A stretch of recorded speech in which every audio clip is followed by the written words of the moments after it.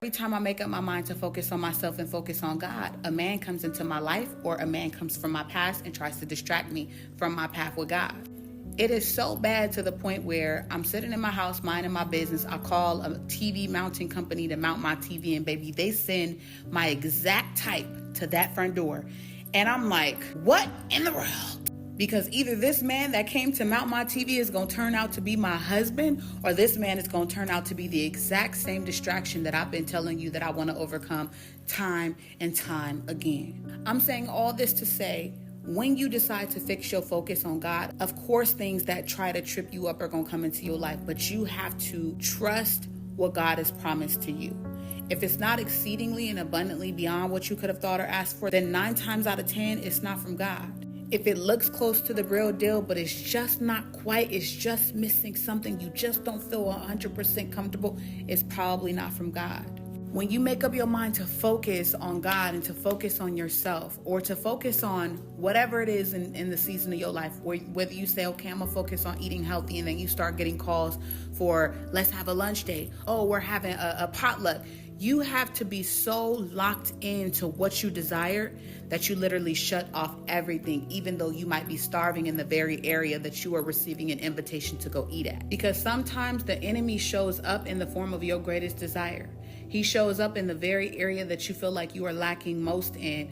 I'm telling y'all, I am in Dallas. I'm 3 months in. Of course I'm touch deprived. Of course I feel lonely sometimes. Of course I could use a little But man does not live by bread alone. So when the enemy is testing you, when you are going through your fasting season, connecting to God, saying, hey, God, I'm going to focus on me. I'm going to focus on myself. Of course, the enemy is going to present to you an opportunity that is not what God is calling you to have or partake in. Just like when the enemy tested Jesus in the wilderness, he said, I know you hungry. You've been fasting 40 days and 40 nights. Turn this piece of stone into a piece of bread. Jesus had to tell him, man doesn't live by bread alone, but by every word that proceeded from the mouth of God. That's how I have to communicate with the enemy. When he sent my exact type to my front door, I had to say, man doesn't live by bread alone. When somebody is inviting you to a potluck or out to eat, when you know you're trying to fast, man does not live by bread alone.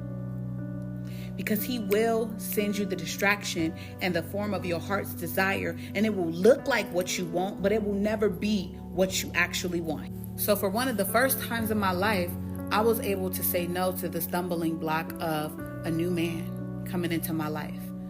Ooh, I'm lonely right now. I could use touch. I could use a friend. I could use conversation. I could use masculine energy, but I could also use a little more God. I could also use a little more time in my Bible. I could also use a little more time alone. I could also eat off the word. I could also get the intimacy that I'm missing from God himself. Especially because I know that if I participate in the things that man could have brought into my life, it would have just led to me falling into sin. The same distraction, the same thing that made me stumble so many times before. At some point, you have to recognize the pattern in your life. So when I say, oh my God, this guy showed up as my exact type, it was the Spirit. And the only thing that kept me from falling into the trap that the enemy set is understanding that when God sends it, he's going to send it in the form and the fashion of his will. It's not going to include someone who is going to appeal to my appetite, to my attraction. See, what we've confused sometimes is we look at a person, we say, I'm really attracted to them. It seems like I've known them forever and I just met them. Yes, because that's a familiar spirit. You recognize that spirit at which they come from. You've been dating that same spirit your entire life.